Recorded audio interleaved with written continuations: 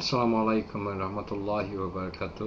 আমি আপনাদের উদ্দেশ্যে আমার লেখা একটি কবিতা আবৃত্তি করে শোনাচ্ছি। কবিতার নাম বাত চাই, কাপড় চাই। দেশে আজ কি হাহাকার, চারিদিকে ব্যর্থ মানুষের চিৎকার। এক মুঠো ভাত চাই, পরনে কাপড় চাই, বাঁচার জন্য চাকুরি চাই।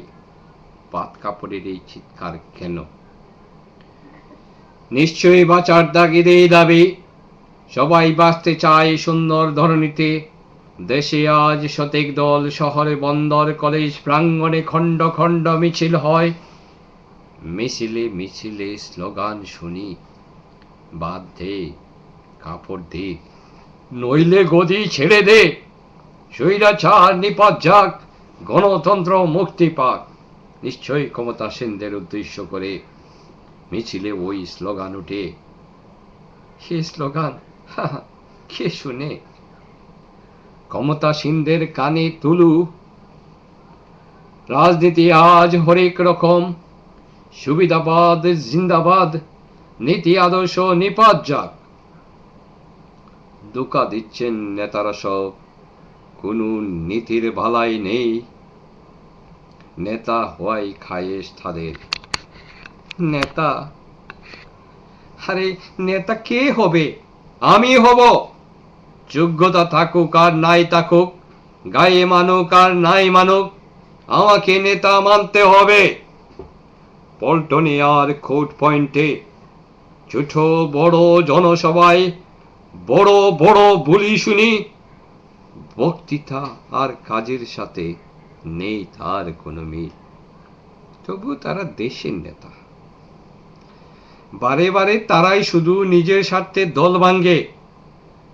সবাই তখন অবাক হয়ে তাদের দিকে রয়েছে। বিবৃতি আর সাক্ষাৎকারে নীতি আদর্শের কথা বলে, আদর্শে বেঘাত হলে শাক দিয়ে মাছ ডাকতে চায়। ৪৪ থেকে ৮৮, ৪ যুগ বা ৪০ বছর, এই সময়ের ইতিহাস স্মরণীয় বরণীয়। ৫২-র ভাষা আন্দোলন, ৬৯-এর গণ আন্দোলন, ৭১-এর স্বাধীনতা সংগ্রাম, ৩০ লক্ষ মানুষের আত্মদান, রক্তে ভেজা সবুজ ঘাস, মোদের বিপ্লবী পতাকা, একটি মানচিত্র, একটি দেশ, তারই নাম বাংলাদেশ। স্বাধীনতা এলো, মুক্ত হলো বাংলা, তবু কেন আজ তো হাহাকার? নিপীড়ন বঞ্চনার ইতিহাস, ক্রমে ক্রমে তার পরিধি হচ্ছে ব্যাপৃত। শোষণ শাসকদের অবাধ বিচরণ, আজও তার অন্ত নেই। এককালে যোগ্য নেতৃত্ব ছিল, আজ তারা ইহ জগতে নেই। কিন্তু তাদেরকে কে মোরা স্মরণ করি? নিশ্চয়ই না। কালের স্রোতে ভেসে চলেছি, তাদের আদর্শ থেকে বিচ্যুত হয়ে এক অভিনব পথে যাত্রা করেছি। শান্তি শান্তি বলে চিৎকার করে আন্দোলনে মেতে উঠি।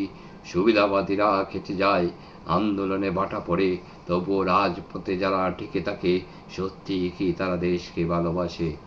ধন্যবাদ।